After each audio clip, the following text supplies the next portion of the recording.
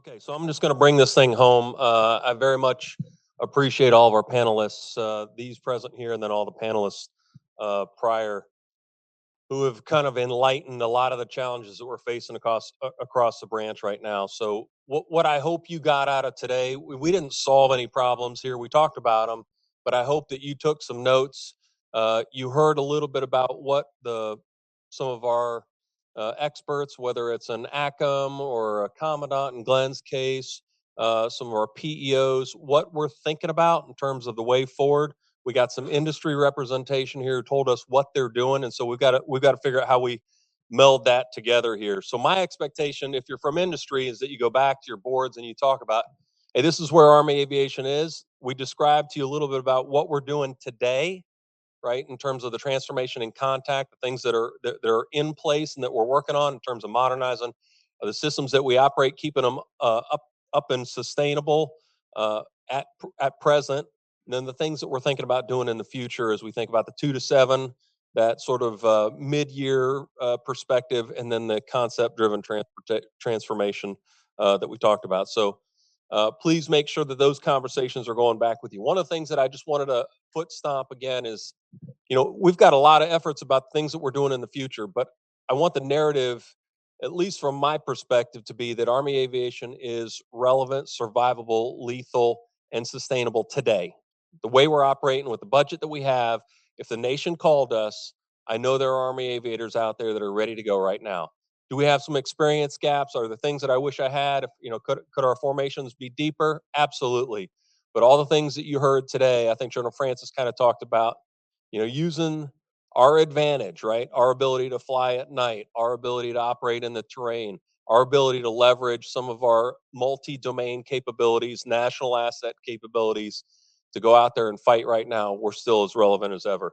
Are we gonna continue to modernize and purchase new things and adapt new technology? All the things that you heard about here, I'm General Crutchfield just nailed it. You know, a decision today is almost irrelevant 2 years from now, right? So we have to live in this environment of quick adaptation. And then the foot stomper for me was, the MOSA approach. So I really need your help so that we can do that, that we can rapidly adapt.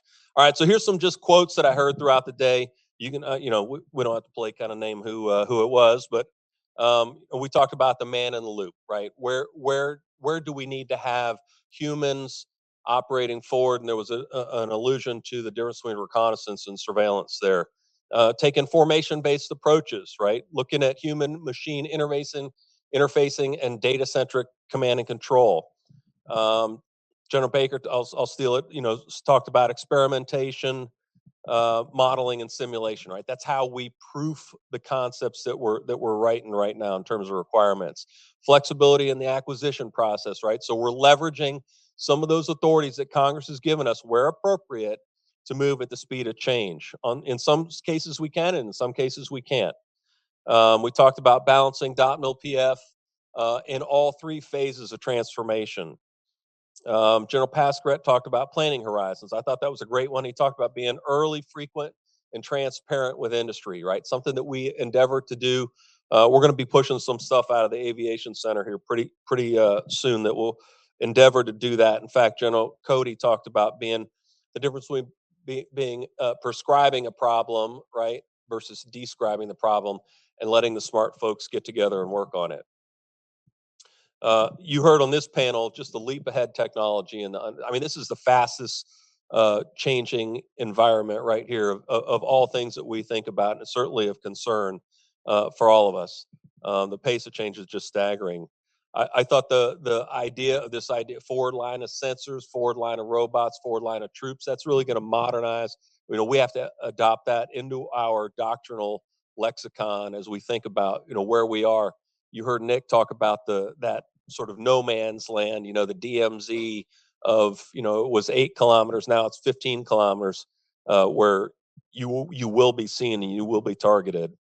And then we concluded with a couple of comments that I thought were really good in terms of, what's the policy and the ethics between how we operate in this UAS space. And somebody, I don't know if it was Hans or General Crutchfield, but talked about working with, the OSD in terms of what are we willing to do in terms of autonomy out there, right? I mean, there's an ethical aspect to this.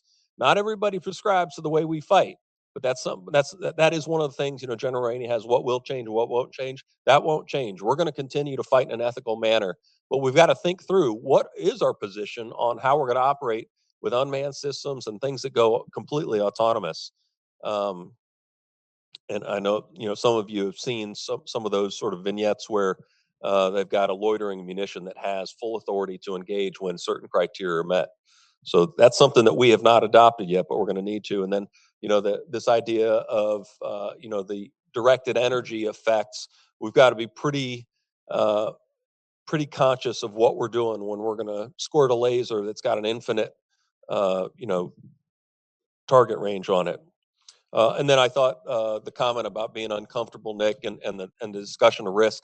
I think everything, particularly from a commander's perspective, everything that we do fundamentally comes down to risk, right? So, do we want to buy a system right now and have it, right, and spend the money and not be able to put it in a future capability, or do we want to wait, let something mature, and not have it right now, buy the exquisite thing later? These are the real challenges that all of in terms of the Army, all of our senior leaders are having to grapple with. Where do they want to put the risk? Is the risk going to be on the service? Is the risk going to be on the COCOM? Who's going to own it? So, with that, I just want to conclude. I want to say thanks to all the folks in the room here today. So I see a lot of friends, mentors, great folks that I've worked with. I appreciate our international allies and partners coming. It's great to have you be a part of this. To the industry folks, the media folks, really appreciate you being here. I think this was a great day for us to collaborate a little bit, talk about where the branch is going, what we're doing right now. Again, as I started, this isn't about the branch for the branch. This really is about the branch for the Army, right? So you've heard us say it a number of times, operating as a member of the Combined Arms Team and potentially in a joint and an allied coalition fight. So to the senior mentor folks, great to have you here. To our sponsors, the folks that kind of made this happen, particularly here to AUSA and Quad A. Thank you very much. Very much appreciate everybody's time today. I think this was great. My teammates on the six pack, the folks that kind of keep this branch synchronized. Hopefully, you saw that today. Hopefully, we sounded like we had a consistent message. That's what we try to carry to our Army senior leadership. So, for all the advocacy, thank you very much, General Smith. Thank you, sir. Thank you, sir. Let's give him another round of applause. I will tell you what, I've done several hot topics. This is one of the most spirited ones. I want this not to be the last time that we talk about it, right? So we want to talk about this during the year, not only at the annual meeting, which is coming up in October, but another hot topic, a senior executive roundtable. There are a lot of different ways that we can do it, but we want to really, on behalf of General Brown, thank our sponsors, M1 Support Services and Bell. They did a great job. Let's give them another round of applause.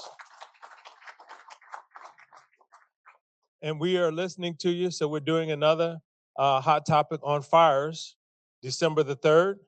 And we want to see everybody so we can set the best record ever. Our 42,000 friends in October 14th to the 16th for the annual meeting, which is going to be the best one ever. And also, too, so those guys outside can hear you. Let's give everybody who helped set this up a round of applause. A lot of people did it. I know y'all had good food today, and it was a great event. So everybody be safe on the road, and we'll see you next time. Army strong.